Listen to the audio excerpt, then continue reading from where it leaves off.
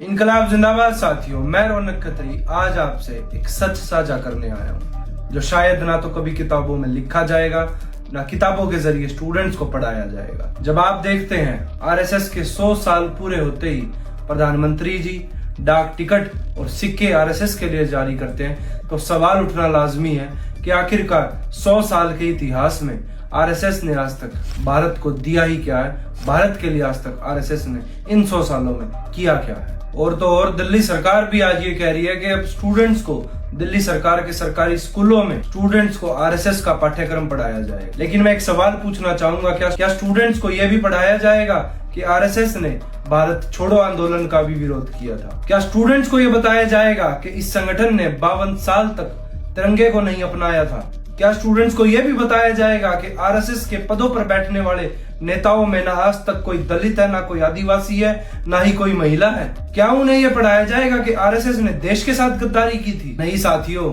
ये चीजें नहीं बताई जाएंगी।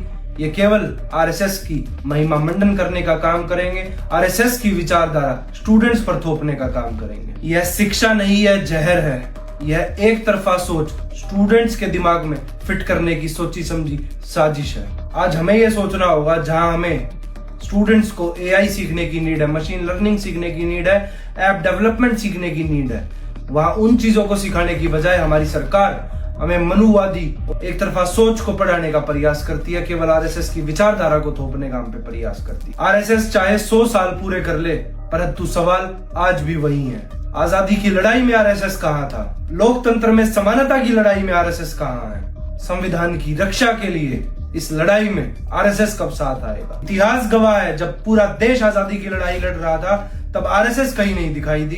जब महात्मा गांधी, चंद्रशेखर आजाद, शहीद आजम वीर भगत सिंह जेलों में संघर्ष कर रहे थे, आजादी की लड़ाई के लिए फांसी के फंदे पर चढ़ रहे थे, तब आरएसएस कहां था? तब आरएसएस अंग्रेजों के लिए सेना में भर्ती होने के लिए अपील कर रहा था। जब देश तिरंगे को अपनी पहचान बता रहा था तब आरएसएस उसी तिरंगे का विरोध कर रहा था। क्या ये देशभक्ति है या ये राष्ट्रभक्ति है?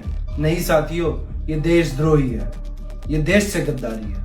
साथियों, ये लड़ाई केवल आरएसएस के खिलाफ नहीं है, ये देश के संविधान को और देश के लोकतंत्र को बचाने की लड़ाई है। जो मैं आपको विश्वास दिलाता हूं, जब तक मेरे सीने में सांस है हम इस काले इतिहास को छुपने नहीं देंगे, हम इस झूठ को बच्चों तक नहीं पहुंचने देंगे, हम देश की आत्मा को नहीं बिकने देंगे।